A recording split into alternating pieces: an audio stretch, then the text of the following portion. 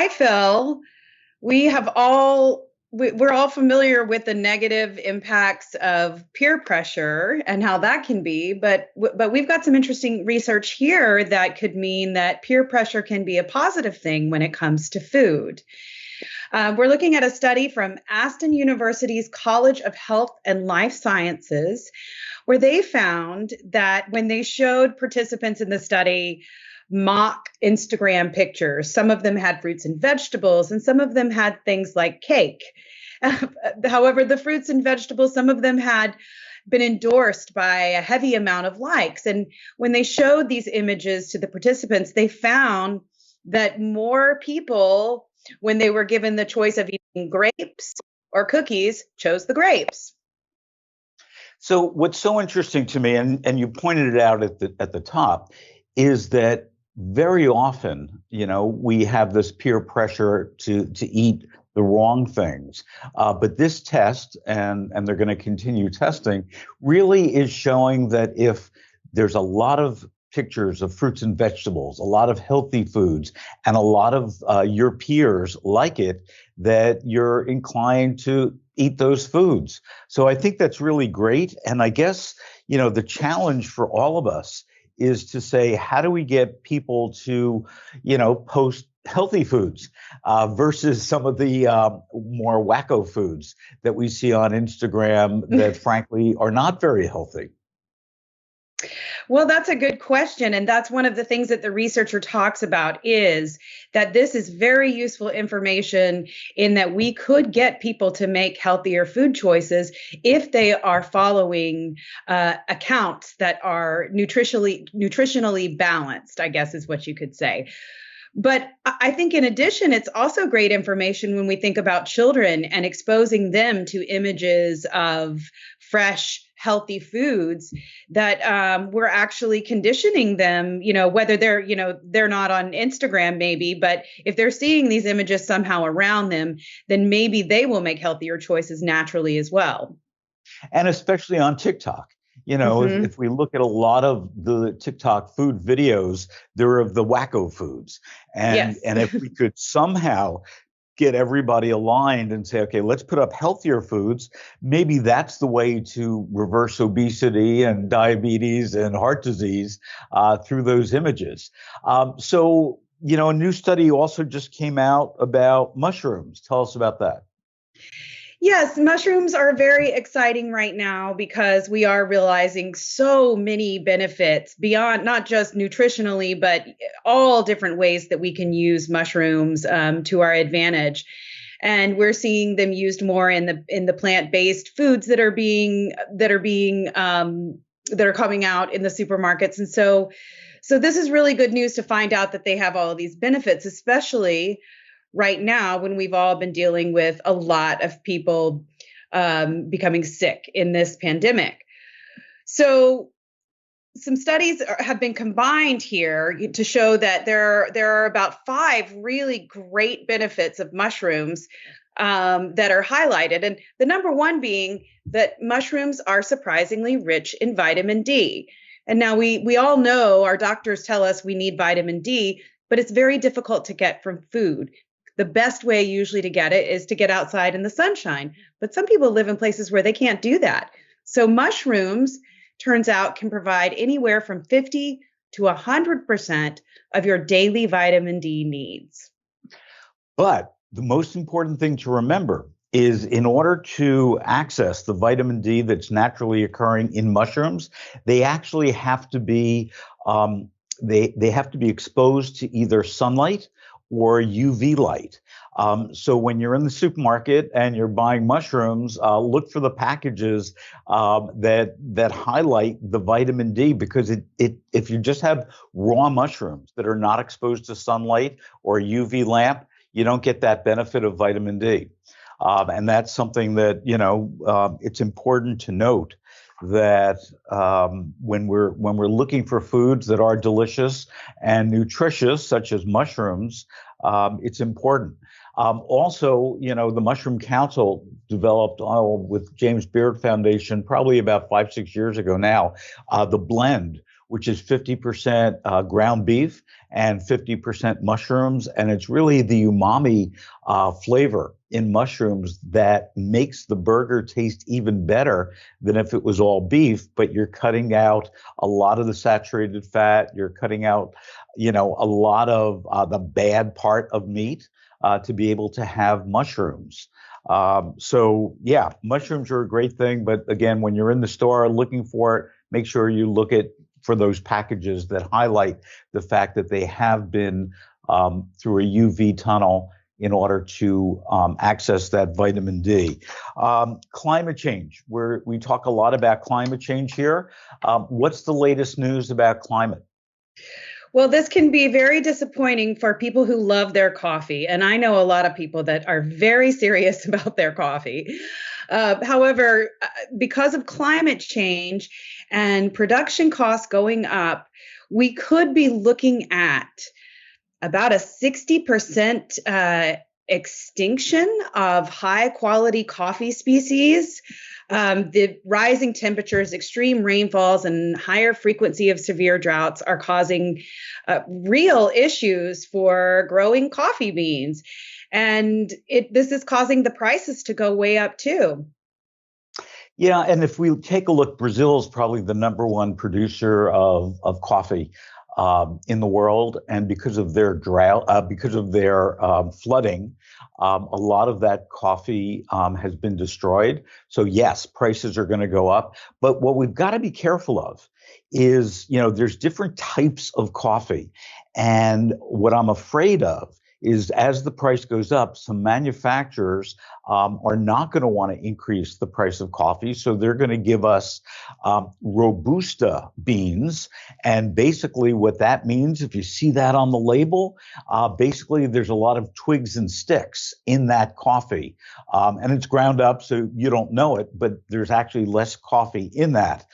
So you want to make sure when you're in the store, when you're buying coffee, that it does not say Robusta on it, because that's the way to keep the price down and you have less of a quality of coffee. For those people who are single, there's a new study that comes out that says why they might be single and what's going on, especially with millennials and Generation Z. Well, this is very interesting to me. According to one poll that conducted this study in conjunction with Farm Rich, they looked at people's biggest pet peeves when it comes to eating habits. And they found that 68% would find eating with your mouth open inexcusable. Yeah, I would agree with that. Okay. 49% said that dropping food on the floor was unforgivable, which immediately when I read this, it made me think of Julia Roberts in Pretty Woman when she's eating the snail and it goes flying across the room. Yep. However, one thing that was really interesting to me is that the Gen Z participants seem to be a little bit more forgiving than millennials. 73% of Gen Z will politely ignore a food habit that annoys them. However, 61% of millennials will ask someone to stop that bad, annoying food habit, or they will end the date or relationship. So it's so interesting to me that, and this poll is large, it's 2,000 Americans. A lot. That men on a first date are almost twice as likely as women to break up with someone or end a date early because of these annoying food habits. What they also, which conjures up, that old Seinfeld episode about double dipping that George, was going ballistic on. 44% of respondents are against double dipping. I just, I guess it's weird to me. When I see this response, especially for first dates.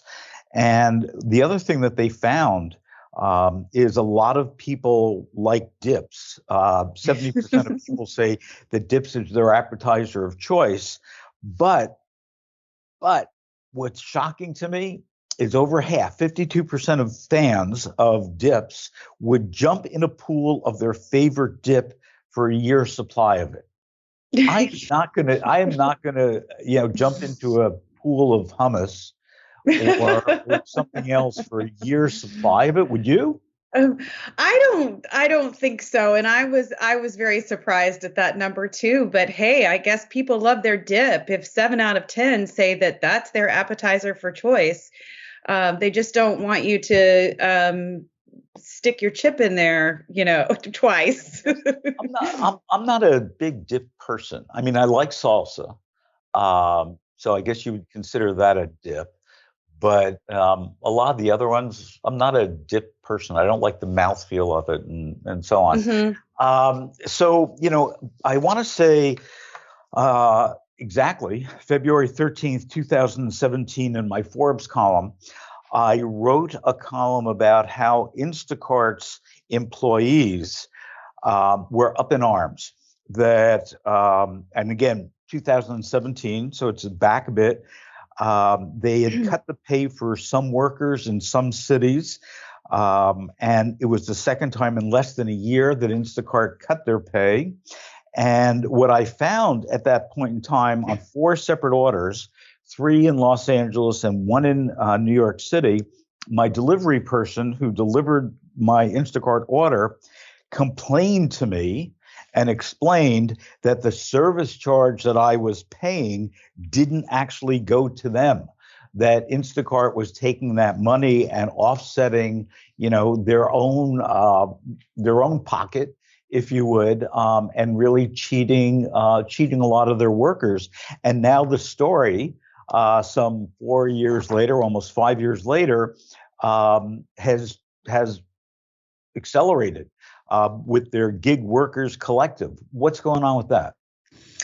Well, it is very disturbing what we're hearing about the treatment of employees over at Instacart. And about a week ago, the Gig Workers Collective got together and they started a campaign, delete Instacart campaign was what it was called. And what they were doing was reaching out to customers and asking them to delete the Instacart app until 5 very specific demands were met by the company for the employees.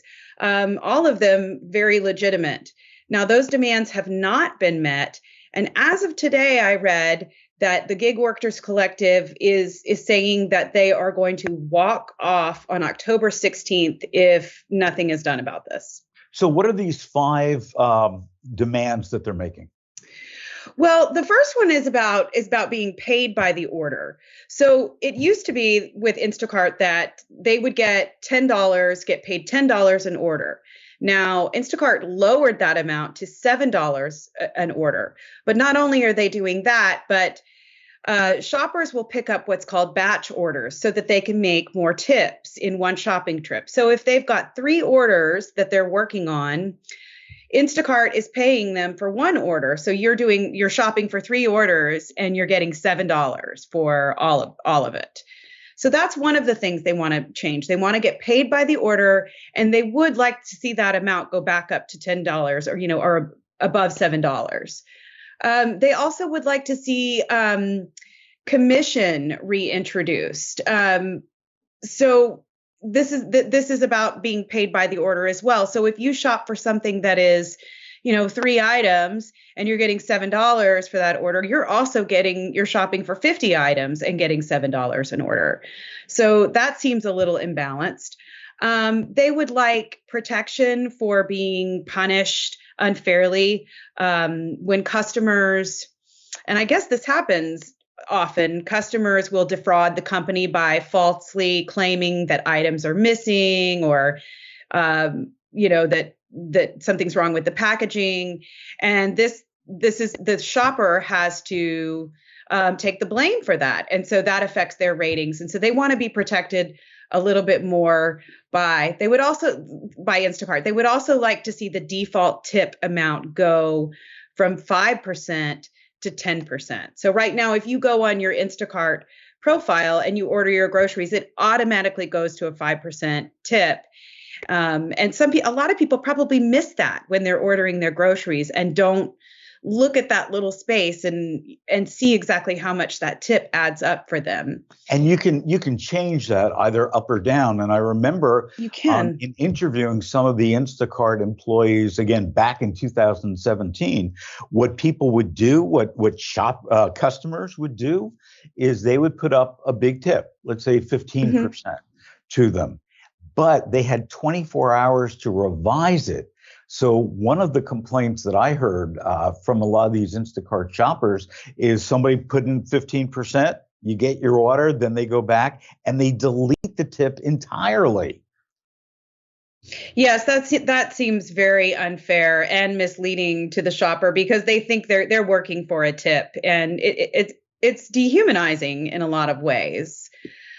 The final demand that these Instacart workers have is that they would like occupational death benefits, and they'd like to have sick pay for shoppers who test positive for COVID, which I believe is very, very important, because if people know that they are positive, but they're not going to get paid if they take off work, guess what some of them are going to do? They're going to go to work anyway.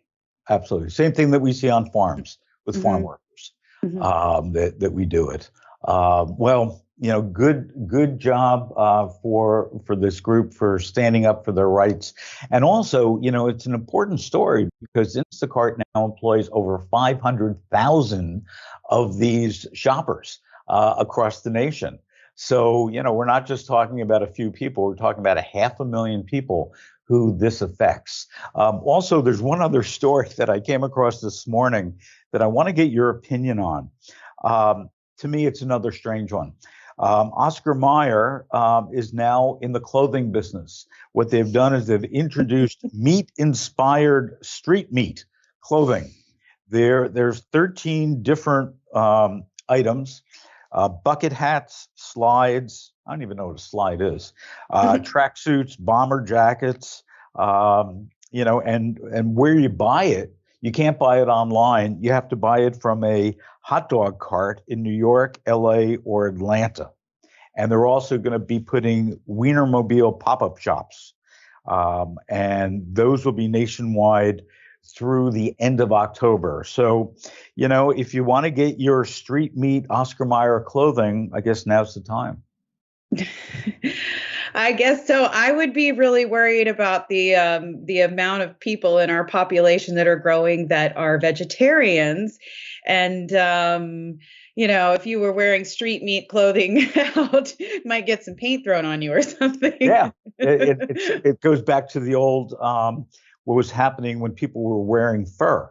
Yes, would throw paint at them. So yeah, walk around with a Oscar Mayer hot dog shirt, and you might get paint or mustard thrown at you.